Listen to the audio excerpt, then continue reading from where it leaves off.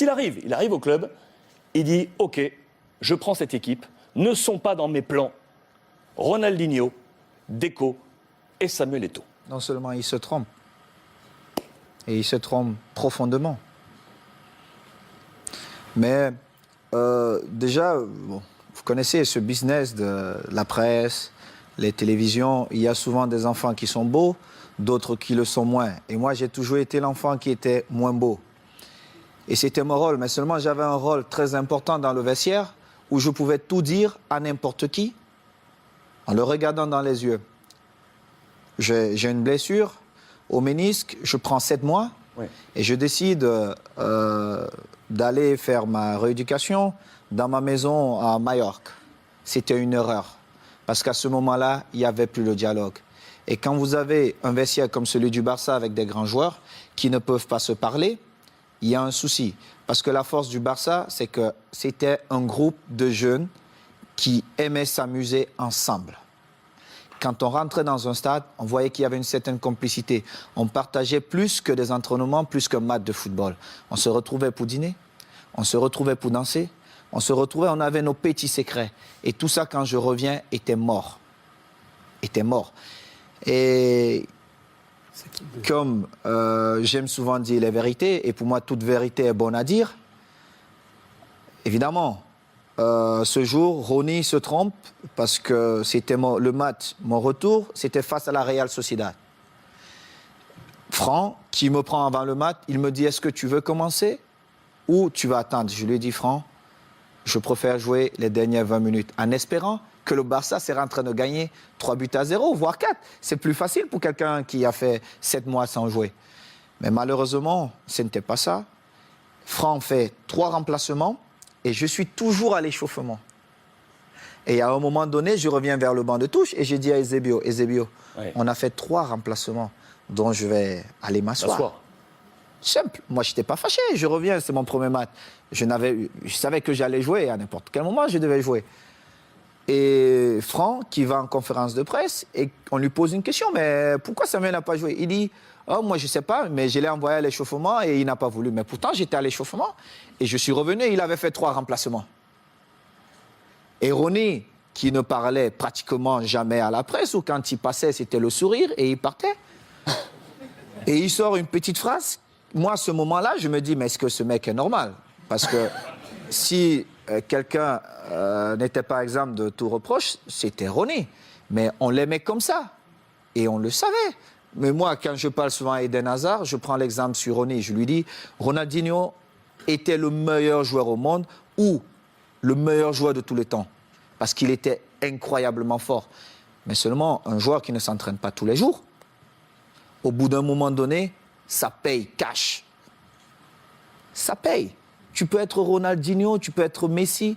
Si tu ne t'entraînes pas, monsieur Eden Hazard, au bout de 2 ans, on t'oublie. Et le football va tellement vite qu'il y aura un autre gamin qui va naître qui sera encore plus fort.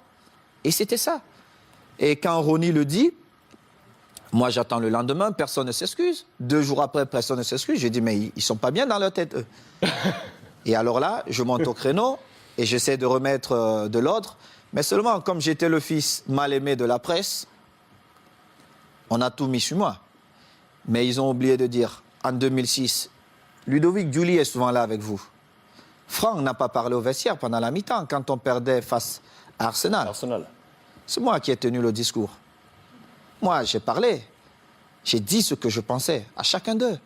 Quand on est revenu, on a vu un autre Barça. On a gagné ce trophée.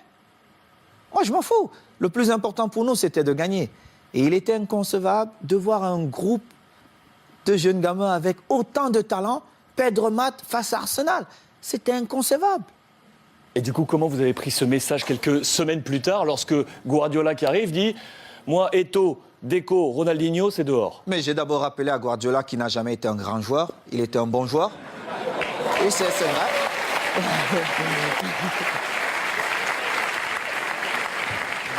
Mais c'est vrai. Je le lui ai dit. Et j'ai rappelé au passage, si c'est le coach Luis qui me le dit, je dis, OK, je ne peux rien dire. Comme joueur, on connaît aussi Pep, mais surtout comme entraîneur, Il n'avait rien démontré pour qu'il arrive dans un vestiaire comme le Barça. Il ne connaissait même pas l'histoire du vestiaire et qu'il se mette à dire certaines choses. Et en plus, ce qui me faisait encore plus mal, c'est qu'ils inventaient des choses que la presse relayait. J'ai eu cette discussion avec lui et j'ai eu une très très belle offre pour aller jouer 6 mois en Ouzbékistan où on me payait 26 millions de dollars. Et dans son bureau, avec Tiki, il me dit « Oh Samuel, ça peut te faire du bien, vas-y. » Et je lui ai dit « Celui qui va te faire gagner, c'est Eto'o. Mais tu viendras me demander pardon. » Et je suis resté à ma place. J'ai continué à m'entraîner, nous sommes allés aux États-Unis. Et nous étions à Houston, dans le vestiaire. Il dit avant le match, « Ok, nous allons changer de dossard. » Oh, tout le monde dit « Oh, c'est l'entraîneur qui le fait maintenant, c'est surprenant. » Et il dit « Titi, tu vas prendre le numéro 9 de Samuel. » Titi Henry. Oui, Titi Henry, tu vas prendre le numéro 9. Et Titi était bien content. Et Eto'o portera le 14. Tout le monde était surpris. Et c'était un manque de respect total. Et je ne pouvais pas l'admettre. Parce que j'avais quand même écrit une belle histoire, même si elle devait s'arrêter là, au Barça. J'avais beaucoup fait pour le club. Que ce soit dans les stades, mais surtout en dehors du stade. En dehors du stade. J'ai toujours été là pour tous mes coéquipiers, pour tous les clubs. Vous êtes resté 1 an avec Pep. Je vais vous dire. Alors, il joue, je suis au banc de touche. Quelques jours plus tard, on joue contre une équipe de Mexico, Chivas. Chivas. Et il a le malheur de me donner 20 minutes. Et je crois qu'il pouvait se tirer une balle dans la tête. Et les 20 minutes, je marque 3 buts. On revient à New York contre Red Bull. Bon, il se dit, bon, voilà. Il me renvoie dedans. Je marque encore 3 buts. Il était obligé de convoquer une réunion. Mais comme il n'a jamais eu le courage de me dire les choses en face, il est passé par mes coéquipiers. J'étais en train de dîner. Et le délégué vient, Carlos Nava, il me dit viens, j'ai une surprise pour toi. Moi, j'étais pressé. Je me disais peut-être c'est Beyoncé qui m'attendait.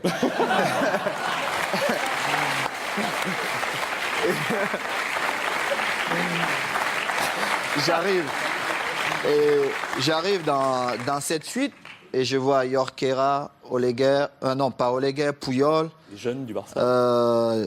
Léo, André, Xavi et surtout Victor, qui est l'un de mes meilleurs amis. Et Victor Valdés. Victor Valdés. Et je vois Pep qui est au fond.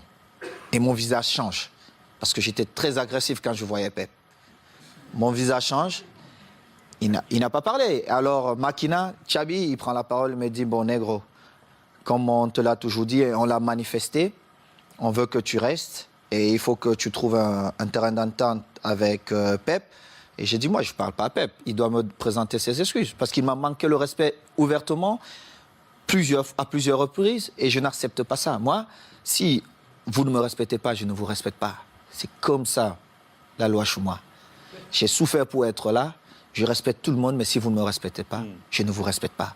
Mais alors là, je fais le double, ou voire même le triple que ce que vous avez fait. Et Pep, il parle un peu en catalan, tout ça, il trouve un peu des phrases difficiles. Et on commence la saison. J'ai parlé 2 fois à Pep. 2 fois. Une fois, c'est parce qu'il me demandait d'aller parler à Yaya Touré qui ne voulait rien savoir de lui. Et une autre fois, c'est parce qu'il voulait me donner des leçons. Comment un attaquant devait bouger. Je lui ai dit, mais Pep, tu as été milieu de terrain, tu n'as pas été un grand attaquant. Moi, je marque mes buts comment? Ce mouvement ne devait pas se faire comme ça. Et en plus, on était à l'entraînement. Et moi, j'ai fait un jeu sans ballon pour créer un espace pour Messi qui venait. Et en plus, Léo marque. Il me dit, non, il fallait faire. Je lui ai dit, mais toi, t'es pas normal, toi. En fin de saison, je marque, je crois, 35 buts. Et je marque le but qui nous permet de prendre l'avance face à Manchester à Rome. On se retrouve En finale de Ligue des Champions. Oui, en finale de Ligue des Champions. On se retrouve à la Corogne. Et à la Corogne, je marque 2 buts ce match. Et je devais partir jouer face au Togo avec les Lions. On a un dîner bien arrosé. Moi, je ne bois pas. Mais tout le monde s'est lâché un peu. Et il dit, oh, je vais porter un toast. Et puis voilà. Vraiment, il faut qu'on dise merci à Samuel parce que c'était une saison difficile pour lui, mais il a montré le grand joueur qu'il est. Tout ça. Un beau discours. C'est la première fois où j'ai fait confiance à Guardiola. Mais cela m'a coûté mon passeport pour l'Inter de Milan.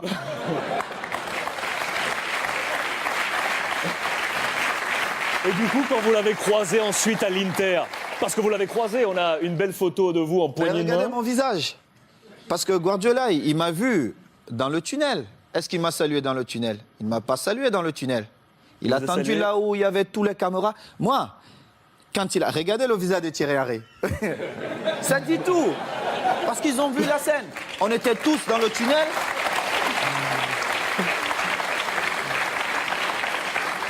Regardez Léo Messi.